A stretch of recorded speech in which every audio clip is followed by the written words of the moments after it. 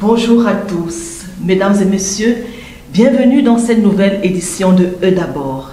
Aujourd'hui, nous vous proposons de mettre le cap sur les associations qui accompagnent les réfugiés. Tout d'abord, nous nous intéresserons aux organisations de la société civile. Pas toutes, bien entendu, puisque le format de notre émission ne saurait nous le permettre. Du moins, nous nous focaliserons spécifiquement sur l'une d'entre elles, Donwell Association. Ensuite, nous nous pencherons sur les associations des réfugiés elles-mêmes. Au regard de leur multiplicité, nous ne saurons également les considérer toutes. Ainsi, nous nous sommes rapprochés de l'une d'entre elles, le collectif des réfugiés, étant entendu que les préoccupations restent communes. Sans plus attendre, je vous laisse suivre l'un des représentants de Donwell Association qui nous parle de leur projet en faveur des réfugiés.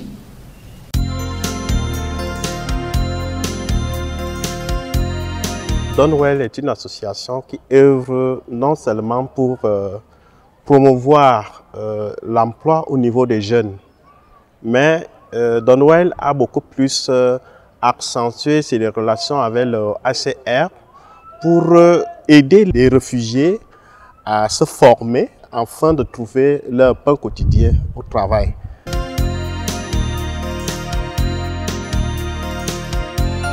On envisage de former dans plusieurs secteurs d'activité, les TIC, la gestion, le tourisme et les outils comme le management des systèmes informels, en particulier la cordonnerie, la couture.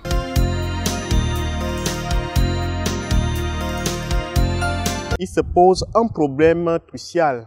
Les réfugiés se trouvent dans des difficultés sincères de payer leur pension. Et nous demandons donc au HCR de s'occuper de la pension de ces réfugiés. On n'a plus assez des moyens nécessaires pour payer les enseignants et ça crée des difficultés et les réfugiés s'en vont parfois sans formation à cause de ce problème. Recevoir l'aide des autres, c'est bien, mais s'organiser pour un minimum d'autonomie, c'est encore mieux. Les réfugiés l'ont compris et se regroupent en associations. À quoi servent-elles? Quel est leur statut? Quel type d'activité y mènent les réfugiés? Les réponses, c'est dans l'interview qui va suivre.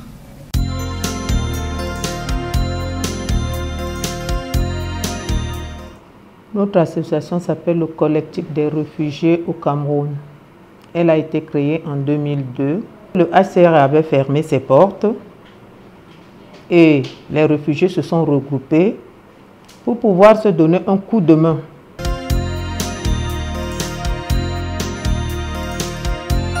Le collectif, c'est l'organe qui est au-dessus des communautés. Nous menons des causeries éducatives avec les réfugiés. Nous cherchons des centres de formation qui peuvent aider les réfugiés à se former. Des fois, les réfugiés ont des problèmes, un problème de la protection. Alors, nous les orientons vers le HCR. Nous avons un problème social.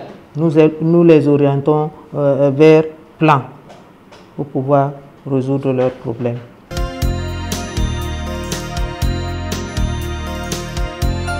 Pour être membre de l'association, du collectif des réfugiés, il faudrait que tu sois déjà réfugié. Ce que nous voulons faire au collectif, c'est de mettre un système de cotisation sur pied.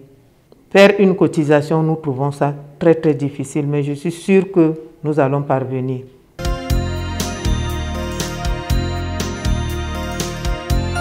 Nous travaillons en étroite collaboration avec le ministère des Relations extérieures qui nous assure que nous n'avons pas un problème pour cette association-là, puisque nous sommes reconnus.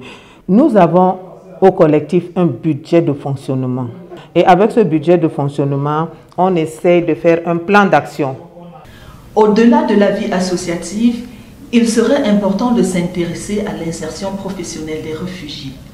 Nous y mettrons un point d'honneur dans la prochaine édition en faisant un zoom sur une association, Wonders of Life, engagée à la cause.